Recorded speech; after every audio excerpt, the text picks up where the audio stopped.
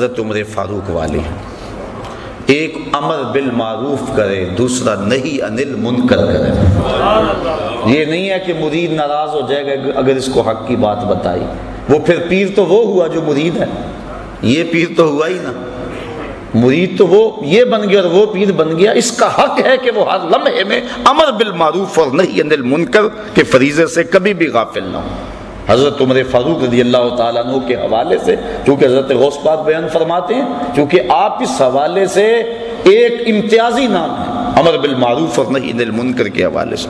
جب لولو فیروز نے آپ کے اوپر حملہ کیا اور زہر میں بجھا ہوا خنجر آپ کے جسم میں پیوست ہو گیا، زندگی اور موت کی کشمکش تھی، تو ایک انصاری نوجوان آپ کا حال پوچھنے آیا۔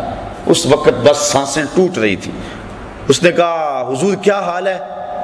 تو آپ کی نظر اس کے ٹخنوں پہ پڑ گئی، اس کا تہ بند لٹک رہا تھا اور اس کے ٹخنے جو ہیں وہ تہ بند میں ڈھمپے ہوئے تھے۔ آپ فرمائے میرا حال تو صحیح ہے، لیکن اے نوجوان اگر تو اس شلوار کو، اس تہ بند کو ٹخنوں سے اوپر کر لے، ایک تو تیرے کپڑے بھی پاک رہیں گے، دوسرا رب بھی راضی رہے گا۔ اب دیکھو کیا حالت ہے، اور امر بالمعروف اور نہی عن المنکر۔ حضرت مجدد الفسانی رحمۃ اللہ تعالی علیہ فرماتے ہیں مکتوبات میں کہ مرید نے شریعت اپنے پیر کے عمل سے سیکھنی ہے، اس لیے اگر اس کا عمل خود شریعت کے مطابق نہیں ہوگا تو پھر کس طرح لوگوں کو راہ ہدایت دے گا؟ تو اس نے امر بالمعروف اور نہی عن المنکر، یہ دو خوبیاں حضرت سیدنا عمر فاروق والی۔ پھر فرمایا دو خوبیاں حضرت عثمان غنی والی، رات کو عبادت کرے، صبح اٹھ کے سخاوت کرے، اور وہ صفت بیان ہو چکی، یبیتون لربہم سجدا وقیاما، اللہ کے حضور راتوں کو کبھی سجدے میں گزارتے ہیں، کبھی قیام میں گزارتے ہیں، ان کی راتیں یوں ہی گزر جاتی ہیں، اللہ اکبر، بلکہ راتیں مختصر پڑ جاتی ہیں۔ حضرت سیدہ فاطمہ الزہرا رضی اللہ تعالی عنہا ایک دن عرض کرتی ہیں مالک تیری راتیں اتنی چھوٹی ہیں کہ تیری بندی کا ذوق بندگی ہی پورا نہیں ہوتا، ابھی میں سجدے میں سر رکھتی ہوں جب رات ختم ہو جاتی ہے، ایک رات اتنی لمبی کر دے تیری بندی جی بھر کے سجدہ تو کر دے۔ یہ ہیں وہ لوگ۔ تو کہا ایک رات کو عبادت کرنے والا ہو، صبح اٹھ کے سخاوت کرنے والا۔ سخاوت کا صرف تعلق مال سے نہیں ہے، سخاوت بدل است نہ بمال، بزرگی بعقل است نہ بسال، بزرگی عقل سے ہوتی ہے سالوں سے نہیں ہوتی، اور سخاوت دل سے ہوتی ہے مال سے۔ کمینے دل والا اللہ کا ولی وہ تو بانٹنے والا ہوتا ہے، فقیر کا مزاج ہوتا ہے کہ لوگ اس کے در سے خیرات لیتے رہیں، جسم کی قوت بھی حاصل کریں، روح کی قوت بھی حاصل کریں۔ بابا بلے شاہ فرماتے ہیں نا، اٹ کھڑک کے دکڑ وجے تتا ہووے چلا، آن فقیر کھا کھا جاون راضی ہووے بلا۔ فقیر کی اس میں خوشی ہوتی ہے کہ کوئی آئے اور اس کی چوکھٹ سے شراب ہوتا رہے۔ کہا دو خوبیاں اس میں حضرت سیدنا علی المرتضیٰ رضی اللہ تعالی عنہ والی، ایک عالم ہو دوسرا بہادر ہو۔ جاہل تو اللہ کا قرب کیسے پائے گا؟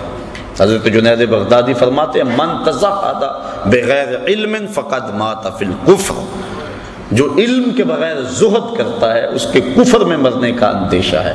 اسی کا ترجمہ سلطان باؤ علیہ رحمہ نے کیا، علم باج جو کرے فقیری، کافر مرے دیوانہ ہو۔ وہ غفلت کے اس کے پردے نہیں کھل سکتے، چونکہ علم نور ہے، اور انسان کو سب سے پہلا سبق علم کا پڑھایا گیا، سب سے پہلی وحی علم کی نازل ہوئی، اور آقا کریم فرمایا فضل العالم علی العابد کا فضلی علی ادناکم، عالم کی فضیلت تہجد گزار پر ایسے ہے جس طرح تم میں سے ایک عام آدمی پر میری فضیلت ہے۔ کتنی بڑی بات ہے۔ اور ایک حدیث کے لفظ ہیں کہ فضل العالم علی العابد کفضل القمر لیلۃ البدر علی سائر الکواکب، عالم کی فضیلت عابد پر اس طرح ہے جس طرح 14ویں رات کے چمکتے ہوئے چاند کی فضیلت ستاروں پہ ہوتی ہے۔ تو ایک عالم ہو۔ حضرت غوث اعظم سے بھی کسی نے پوچھا کہ حضرت آپ اس مرتبہ قطبیت پہ کیسے پہنچے؟ تو فرمایا درست العلم حتی صرت قطبہ، کہ میں نے علم پڑھا یہاں تک کہ اس درجے پہ فائز البرام ہو گیا۔ اور دوسرا بہادر ہو، بزدل اللہ کا ولی، کیونکہ جو توحید کے آغوش میں آباد ہوتا ہے وہ لا خوف علیہم ولا ہم یحزنون کے زمرے میں آ جاتا ہے تو وہ کمزور اور بزدل کیسے ہو سکتا ہے؟ کلمہ حق کہنے سے وہ کبھی بھی گریز نہیں کرتا، چاہے شہنشاہ وقت بھی سامنے کھڑا ہو۔ حضرت غوث اعظم سیدنا شیخ عبد القادر جیلانی رحمۃ اللہ تعالی علیہ کی خدمت میں مستنجد باللہ حاضر ہوا۔ ملا علی قاری نے نزہۃ الخاطر الفاتر فی مناقب شیخ عبد القادر کے اندر اس واقعہ کو لکھا۔ اس نے 2 اشرفیوں کی تھیلیاں بطور ہدیہ بطور نذرانہ پیش کی۔ حضرت غوث اعظم نے اس نذرانے کو قبول کرنے سے انکار کر دیا۔ لازمی نہیں ہے کہ ہر مرید کے نذرانے کو قبول بھی کیا جائے، شیخ کی ذمہ داری ہے اس کو جھڑکے، میاں یہ ڈبل شاہ سے تو پیسے نہیں ہو کے آئے، یہ جو نذرانہ مجھے دے رہا ہے یہ کہاں سے آئے ہیں، یہ سود کا مال تو نہیں ہے، یہ لوگوں کا غریبوں کا خون تو نہیں نچوڑا ہوا۔ کہا تیرا نذرانہ میں وصول نہیں کروں گا۔ کہا حضور کیوں؟ کہا غریبوں کا خون نچوڑ کے مجھے نذرانہ دینے آ گئے ہو؟ کہا نہیں حضور یہ میرا مال ہے۔ آپ نے اس کے ہاتھ سے تھیلی لی اور اس کو یوں تاؤ دیا، تازہ قطرے ٹپکنے لگے۔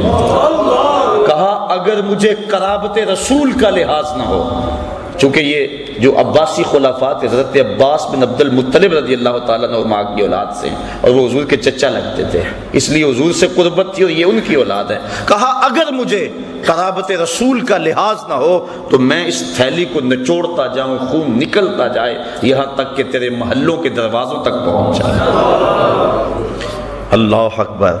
تو یہ بات سمجھ میں آ گئی کہ یہ نہیں ہر ایک سے نذرانہ قبول کر لے۔ پھر سارے ایسے بھی تو نہیں ہوتے کہ جن سے نذرانہ لیا جائے، کوئی ایسے بھی تو ہوتے ہیں جن کو دیا جائے۔ یہ جو تصوف کے اندر نذرانے کا تصور ہے، میں اس پہ بڑا غور کرتا رہا ہوں کہ یہ کیا ہے، اور میں نے تصوف کی کتب اور بزرگوں کی جو مجھے صحبت نصیب ہوئی اس سے جو میں سمجھا ہوں وہ یہ ہے کہ نذرانے کا تصور جو صوفیاء دیتے ہیں اس کا مطلب یہ ہے کہ جو شیخ ہوتا ہے وہ ایک ماں کی حیثیت ہوتی ہے، اور اس کے کچھ غریب مرید ہوتے ہیں، کچھ امیر ہوتے ہیں، عزت دار ہوتے ہیں جو کسی کے سامنے دکھڑا بیان نہیں کرتے، پیر کو انہوں نے بتایا ہوتا ہے دعا کے رنگ میں کہ میرے لیے دعا کرتے۔ اب تصور نذرانے کا یہ ہے کہ امیروں سے لے اور غریبوں کو دے، یہ نہیں ہے کہ غریبوں سے بھی چھینتا چلا جائے، وہ تھا بیچارہ پہلے ہی پریشان۔